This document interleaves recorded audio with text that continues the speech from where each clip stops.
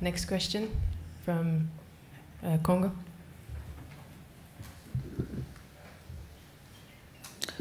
Chanel Mourangon, Télé Congo, Congo Brazzaville. Yes, just a moment. Maybe I need to use the translation.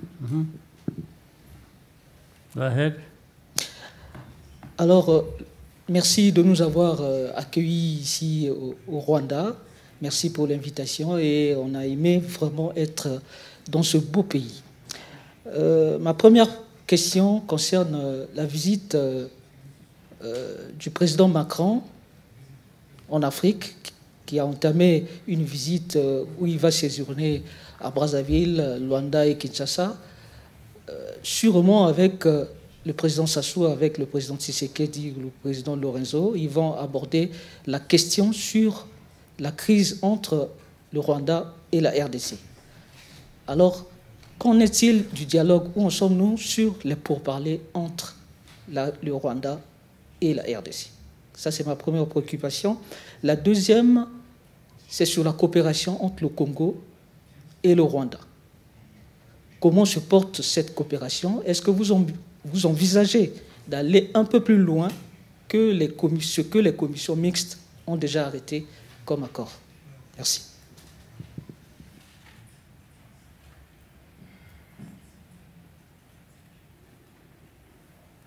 Right.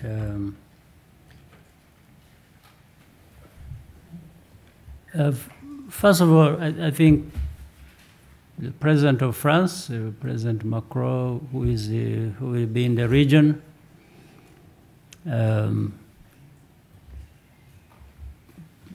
is one of a number of countries and people who have been trying to help in resolving this problem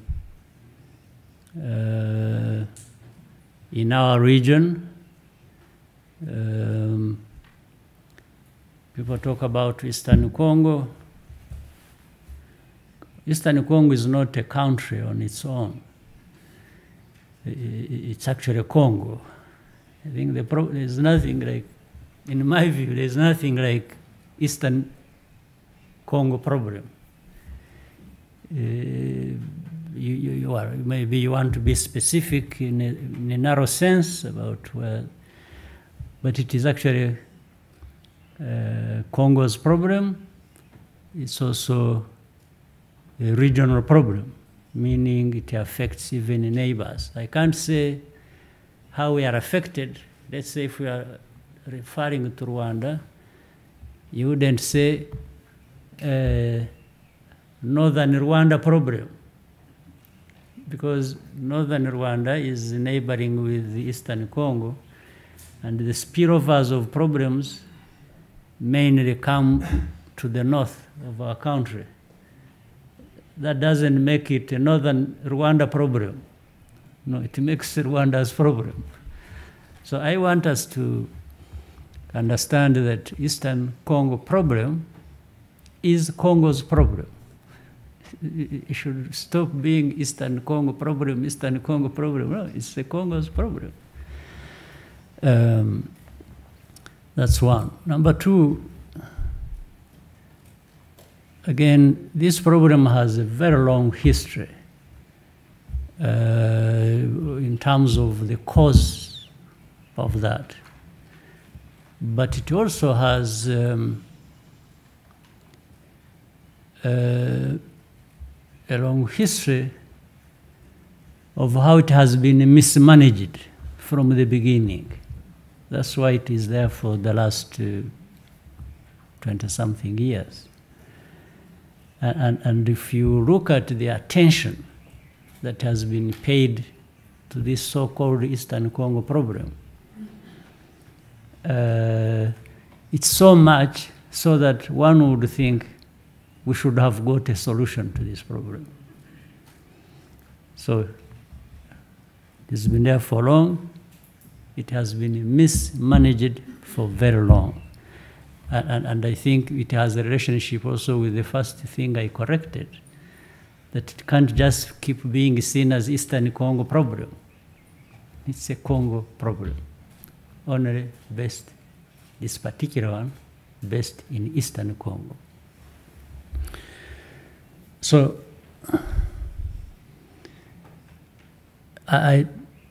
your important question, I'm not sure. People have discussed this program in all kinds of settings. The AU summit, we discussed it. We discussed it in Kenya. We discussed it in Angola. We have discussed it around the General Assembly in New York.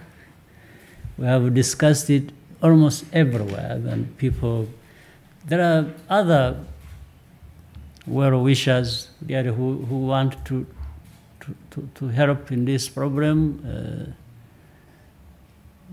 The other day we were supposed to go and meet in Qatar over the same problem. That didn't happen, but maybe it is going to happen in the near future.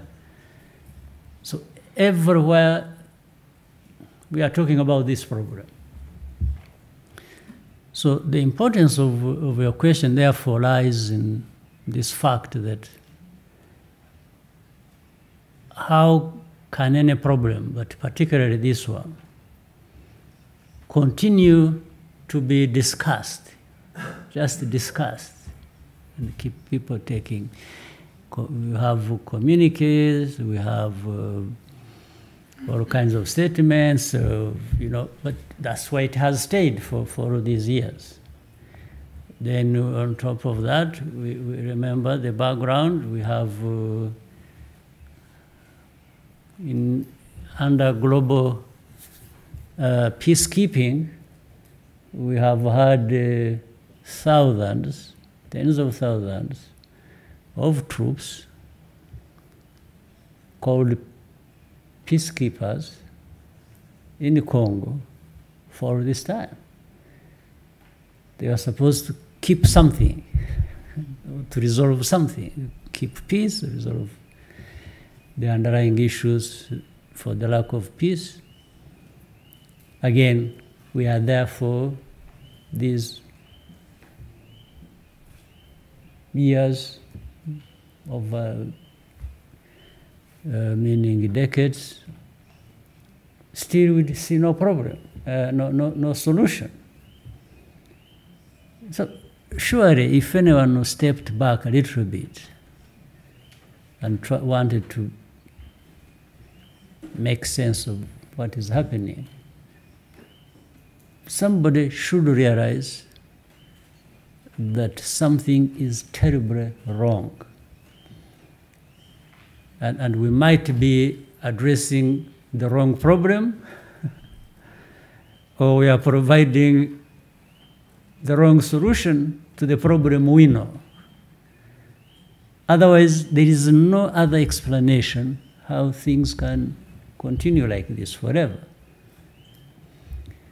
Now, people who want shortcuts, but even then, shortcut is supposed to reduce the time you address something. But people who want shortcuts blame it all on Rwanda. This is now the easiest, but even then, I have not found how it becomes a shortcut, because we are still there with the problem. Maybe if we had blamed Rwanda, as even if wrongly, and got a solution, okay, we can live with that. We can say, okay, Rwanda was blamed for a problem that is not theirs, and they incurred so much in terms of cost and this and that. But at least we found a solution. So, but now it has only turned out to be an additional problem, for which you're not going to find a solution. As if the first problem is not bad enough, we add another problem, which is blaming it all on the wrong party altogether. So, is it just a matter of meetings that even if it were for that, we have not had a few meetings? Is it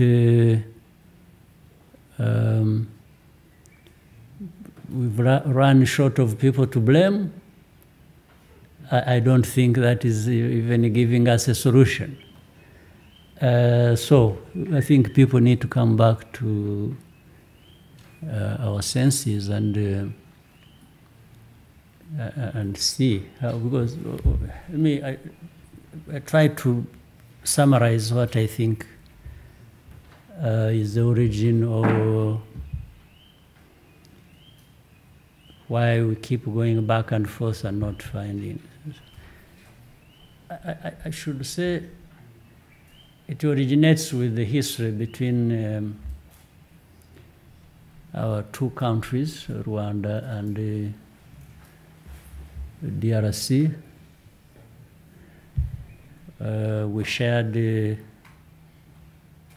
colonial history because we were all governed by Belgians at that time, DRC, Rwanda, and Burundi.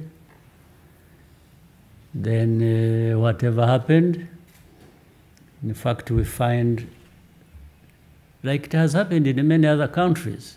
I've been raising this question, if there is any country in Africa that does not have people on one side of the border similar or related to people on the other side of the border of the country that are neighboring each other. I don't think there is any.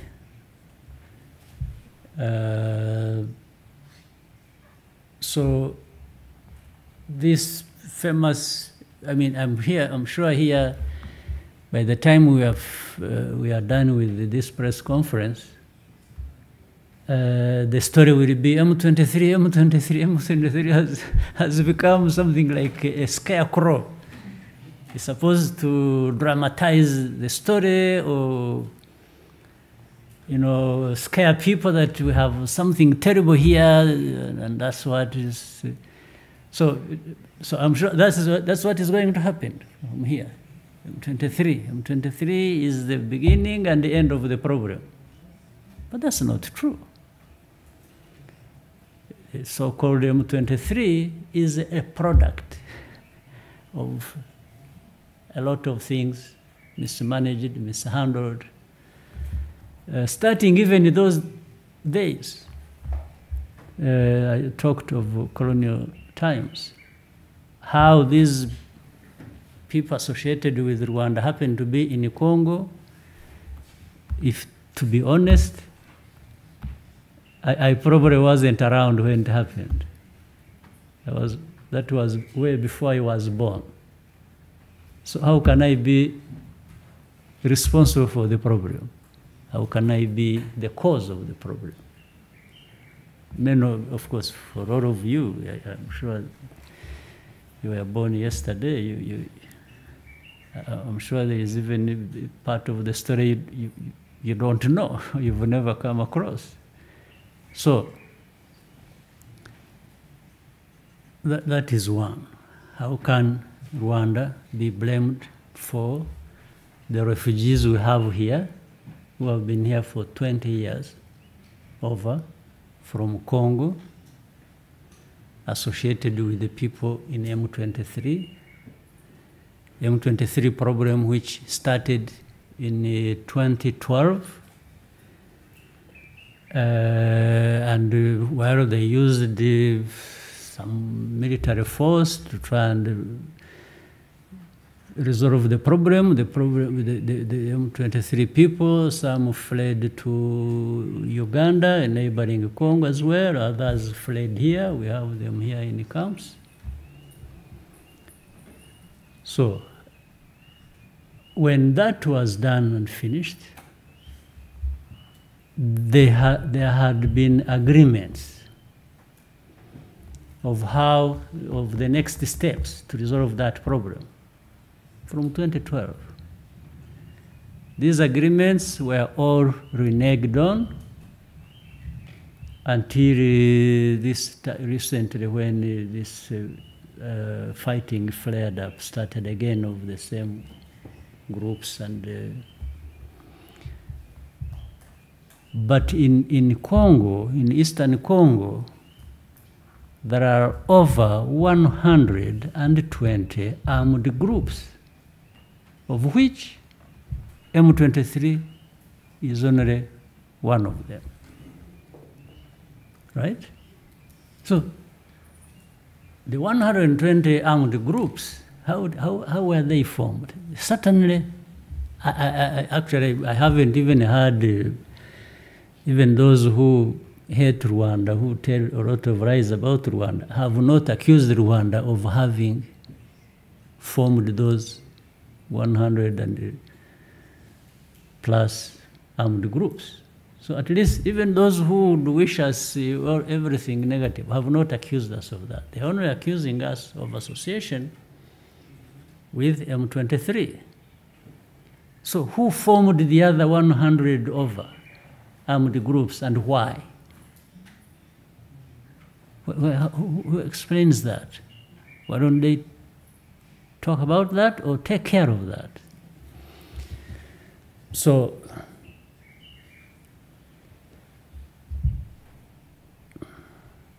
I would suggest to people that they simply need to look at what needs to be looked at. The root causes of what we are having to deal with. The root causes are clear. I've told you in that history. Even agreements were reached of how to resolve that from 2012. How could they not have been implemented, those agreements? It can't be because of Rwanda.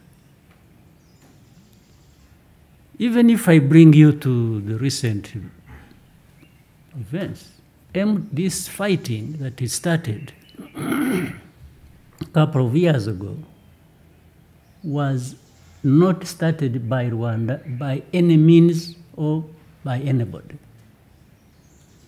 Try to look at, just follow the history of how this recent fighting started. It had no involvement of Rwanda at all. Only that maybe the ones who started it or who wanted it to be there designed it in such a way that they would then blame it on Rwanda. And it's simple how to do that. You just have to distort the history. Because they are saying, no, these are people from Rwanda.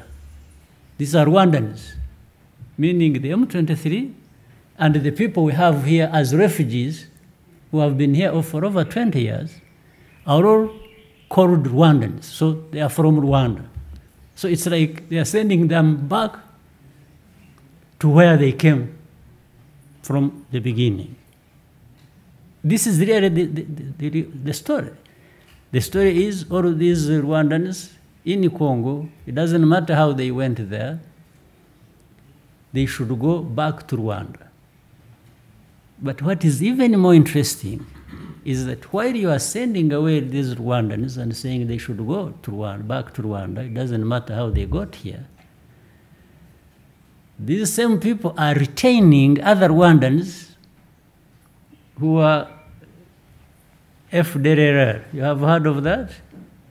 So FDLR is actually welcome in the Eastern Congo. But the rest should go back to Rwanda. So that again tells the story. But the way they retain FDLR, the reason they do that is because they think they can build around it for so long. They have been trying to do that. A force that would come and destabilize Rwanda, and I think the president of Congo at one point, it must have escaped from his thoughts. Remember when he said he's going to bring regime change in Rwanda. Of course, I didn't take that seriously. I thought it was a joke. He must have been joking, and he's allowed to make those jokes. It's okay. But it's also something that may be in the minds of some people. They wish for that. But that's a different subject. So, what is simple? Why don't we even look at those old agreements? There are many, by the way, whether they were reached by the former government under President Kabila and others that were reached by the current administration about how to resolve this matter with these same people they are having a problem with. Even if we just started with that alone. And that could be helpful. So the root cause, if there are people here. First of all, if there are people they think are not Rwandan, are not Congolese, they are pretending, okay, those we can identify and put them aside. But how about those they will identify as actual Congolese?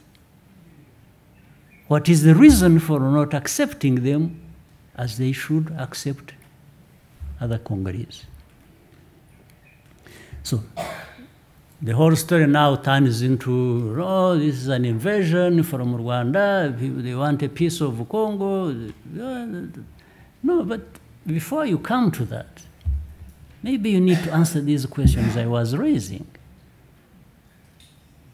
Of course, we are very conscious of the fact that Rwanda geographically is really small. That's a fact. How it came to that, I'm not even going to talk about it. That Rwanda was dismembered and cut to pieces and left people. I'm not talking about that. I don't need to talk about that. It's not in my mind. But we are where we are. We've been where we are for so long. It's not today that we are thinking of encroaching on somebody else's territory to increase our size and so on.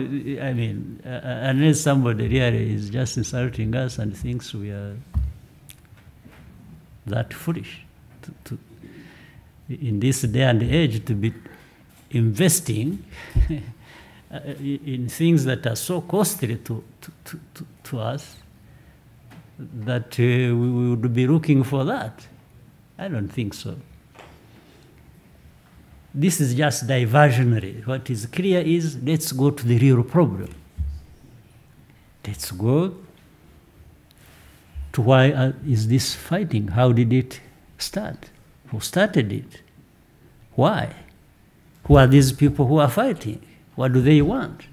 Whether it is M23 or the other groups I told you that are up to or over 120 groups, armed groups. So the mismanagement, the bad governance, cannot just be explained away. You need, and also the rights of people. The rights of people need to be given to them. Always, it's whether it is Eastern Congo or here or anywhere, the moment you think or you have a policy of denying people their rights and persecuting them, you know that when people have nothing to lose, they will fight you. You can blame the ones who you imagine is helping them, you can do whatever you want, but I think history has shown us many things that when you tamper with people's rights for so long and think you are so powerful or have right to do that, the moment it turns on you, it might be too late for you. And then the other stories, you can see they are really looking for all kinds of excuses to run away from the real problem or root causes of that problem. Then the next time it is about minerals. Oh, Rwanda is poor, has no minerals. They are invading our country, they are fighting, supporting M23. They want to steal our minerals.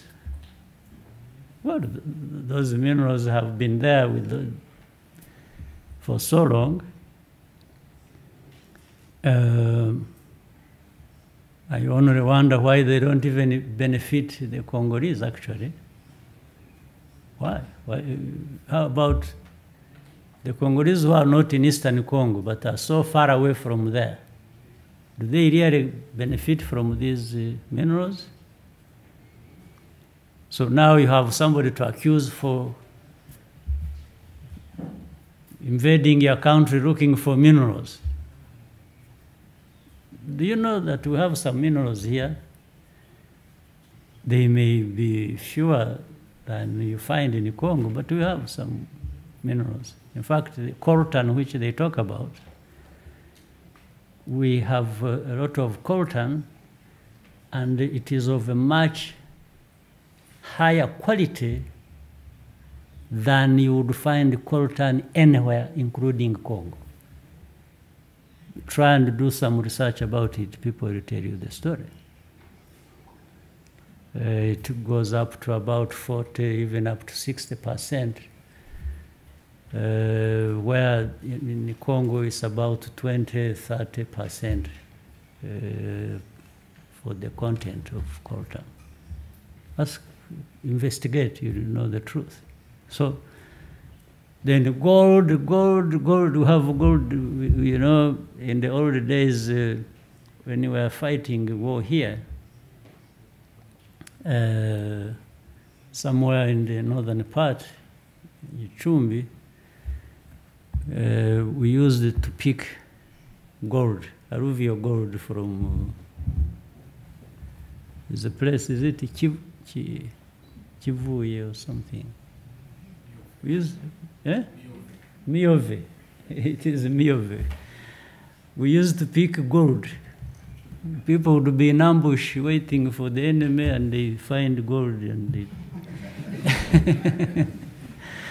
and it's I'm not dramatizing anything. So we actually have gold, which is even on the surface in Miove. Sorry. So I mean, these are all just useless stories to divert people away from the real problem. Then you can turn around and ask MONUSCO that has been there for forever. Actually, some of you have been born after it was deployed there, I'm sure, in this group. Yeah, it's true. So they've been there. So what have they been doing, by the way? Why didn't they solve this problem? Why? Only to wait, to turn around and blame it all on Rwanda and say Rwanda has done this. But for a fact, we have said this. This FDLR problem that is in Congo, which everybody has played down and said this and all this, yet there are things to show that they are there. They've been armed, rearmed, and given everything, have had an effect. In 2019, November, a group of FDLR crossed our border in a place called Kinigi, killed people until our military had to intervene and get rid of them. These were FDLR, and they had arms from government or by some groups working on behalf of government. In 2019, again, you can ask, in November, this happened. After that, in the recent days, when this fighting was beginning to take shape between M23 and the government and these other armed groups, FDLR, having been rearmed again, integrated with FARDC, with full knowledge and authority of government and government institutions, whether it was the commanders of FARDC or governors of the provinces or everybody, they knew about it. They attacked again the northern part. They were bombing our territory from Eastern Congo into Rwanda. Again, there is no confusion about this information. It is available to everybody. There are victims. There are things like that. We have communicated directly with the government of Congo. I did communicate directly with the president of Congo on these issues when they were happening. And so this has resulted into, we have had to deploy, we have massively, we have even increased deployment along our border. And what we are supposed to do and will do whenever it will be necessary is to make sure nobody crosses again our border to attack our people or uses any territory near us to share Rwanda again without consequences. So this is not a secret. We have said it publicly. So when you turn that into a problem, oh, you know, Rwanda is helping M23, they are in Congo, they are, okay, but you must answer another question. Why would they be doing that? Why would Rwanda be doing that? Why would Rwanda want to go into Congo? Why would Rwanda support M23? Why? If you get those answers, you should also ask yourself, what is FDLR doing in Congo, armed and working with government of Congo? Why? Why are they there? What are they to do? The third issue is, what should Rwanda do? Have FDLR armed once in a while, crossing the border, killing our people, and we should just keep quiet? This is another question that must be answered. The other question is, what has been the presence of MONUSCO and other groups that have gone into Congo to help Congo to pacify this region? What have they been doing all these years? What have they been doing? Associated with FDLR? Or maybe part of the rearming FDLR? Somebody must answer that question. Finally, I want to say this. Just end on what I asked from the beginning. Why would Rwanda, of all countries, want to be part of or the cause of instability in the neighborhood? Why? What would we gain from that? What can anyone gain from having stability next door?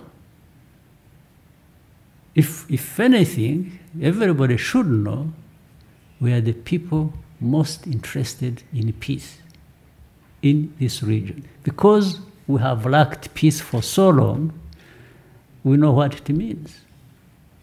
We know the cost of it. And why would we be building our country the way you can see with your own eyes, and then have instability to come and destroy it? What kind of people would Rwandans be? So these are, but I think this is a simple matter to resolve honestly. If we only address the root causes and stop just talking. The root cause is simple. Even work with the neighbors, because the neighbors have wanted to help or to work with Congo to resolve these matters that affect them, but also that affect us. But Congo has been hesitant. They don't want this matter resolved.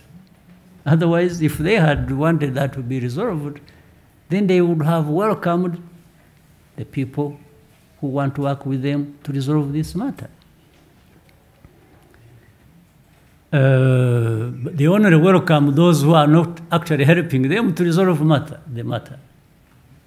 If they welcome MONUSCO, but yes, MONUSCO does not help to resolve the matter. So the ones who would have helped, because they also have vested interests, meaning neighbors, they are not welcome to do that. They only turned into enemies. And then there is a lot of politics being played. They always say, oh, the country has been invaded. Congo. People invade Congo for what? To do what? But Congo is harboring, is home to groups that are armed, that even some of them being armed by Congo to destabilize neighbors. And the case, our own case, is a good example. And then the rest, the media, the human rights, the humanitarian, the UN groups, the different countries, they're just making a noise, oh, M23, M23, for a problem that has those dimensions I've been explaining to you. People are just making a joke of everything, and of lives of people, millions of lives of people. So why are these refugees we are having in Rwanda there for over 20 years? Why don't they find a home? The first threat against their lives is their own government, is their own neighbors or people who they are supposed to be living side by side. So I've taken long because to explain your point, I thought to. Because people treat this matter as something they just want, they hope one day they can wish away, or they can use it to wish away other facts and factors around this problem. No, you cannot solve a problem by just wanting to wish it away. That's what has happened, and that's why we are with it for over 2 decades. It's as simple as that. So can we, people, human beings, whether the actors really in the field or those who want to help, and then all of you, the media, can you even find a way you can be helpful also? Instead of just singing some nonsense. All right? I hope, sorry for giving you more than you asked for, but... Thank you, sir.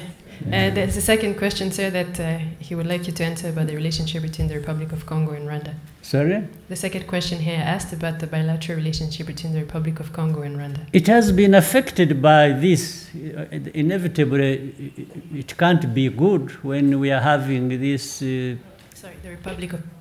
Huh? The Republic of Congo. Which Congo? A relationship. Why does the relationship come into this?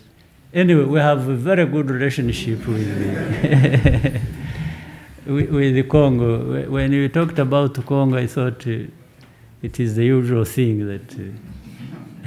but for the Congo, the Republic of Congo, we have a very good relationship. There are no issues. We've been having bilateral agreements, we have MOUs, some of things, the memorandums of understanding, some of the things are being implemented already. Everything is good. Thank you, sir. Next question from Kajire. So actually I was answering about Eastern Congo when they asked me about... No, sir, he asked about Eastern Congo and then... He did ask about that? Yes, he's from Republic of Congo. Okay. Thank you, Excellency. My name is Edmund Kajire. I work for Kigali Today. I'm sorry for taking you back to the usual thing. Your Excellency, in whose interests is it to hold Rwanda responsible for the problems of Congo? And what about the claim that FDLR is a defunct group? Some people say it is done, it is finished. It is used as an excuse for Rwanda's interest in DRC. And why are those supporting FDLR not held accountable by the international community? Thank you. Well, those who are saying that FDLR is just an excuse, and I think the burden of proof is on them, not me. For me, I have proved, I have said they are there. And I have given example of how they have attacked Chiniji. You know that story. So I'm not creating it, you know it. I'm talking about, and there are names known of commanders, of people who actually were here and committed genocide, a number of them. The names are known by the UN. We have given these names. The commanders, they're in the field. So for me, I have given what I know. Those who are saying that's not true, it's up to them to now give the proof. For me, I have given the proof of what I'm saying. Those should give their own proof of what they are saying. I cannot be put to task to give proof of what they are saying. That is not true. So it doesn't make sense. Why? Again, they would be, for failure to resolve their problems, the excuse is somebody else. It's common. You can blame somebody else for your problems when you are even the cause or should be addressing them yourself.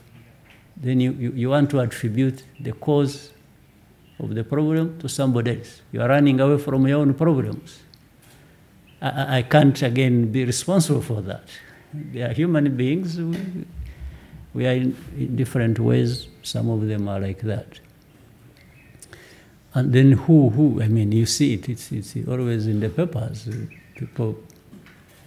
And why FDLR would be preserved? And because, for example, they say they blame Rwanda for helping M23, according to them. If anyone wanted to be fair, having associated me with M23, it doesn't matter whether how wrong you are or how right you are. Keeping quiet about those who are helping FDLR and arming them and causing the damage and even killing. By the way, we are, in these last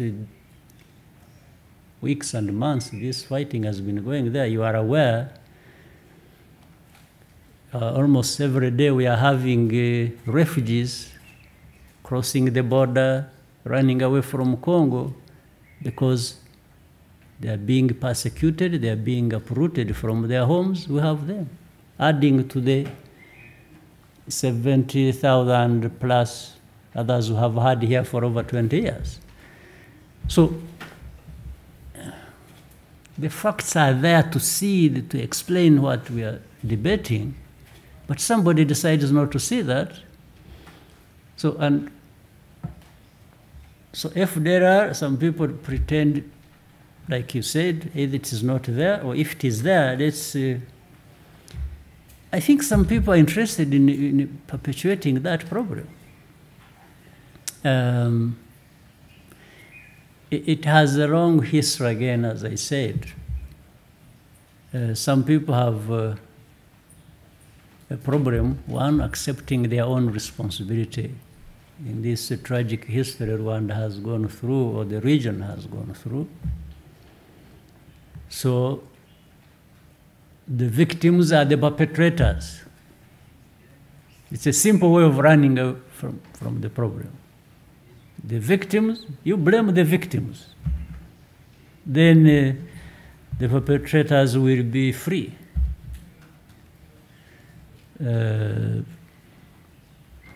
Otherwise, and it is surprising, some of those people are people who have been associated with that ugly history of ours, but because of who they are, because they think, if you have power and you misuse it and think because you are a power, then you can use it any way you want to your advantage. That is a problem. I think that this is happening here. The very people who know the history very well and have even been part of it are the ones perpetuating that kind of story and using the means they have, the media, the international organizations, so it's really running away from a problem they've been a part of, and then blaming the victim, turning things around. And didn't you see in some way, you see the story at the UN, when people are talking about the history of Rwanda and what happened and so on, and actually the whole UN rallied around that because they understood it, they know it, it's a fact. Some people found it difficult to identify, to say who were the victims in the tragic history of Rwanda. They can't correct themselves to say it by name or by word. Why do you think that? Where do you think that? You think these one or two individuals among hundreds sitting representing countries of the globe in the UN are the ones who were right and the rest were wrong? I mean, it explains itself. If somebody can't just, and somebody has been so closely associated with this problem, but can't find the courage to even say, no, sure, this. And he said, no, these are not the ones who were targeted. Everybody was targeted. That's true. Everybody was targeted, in one form or another, but we are talking about a specific thing. And if you have a problem with that, then it tells the story of what you are to many problems in this world.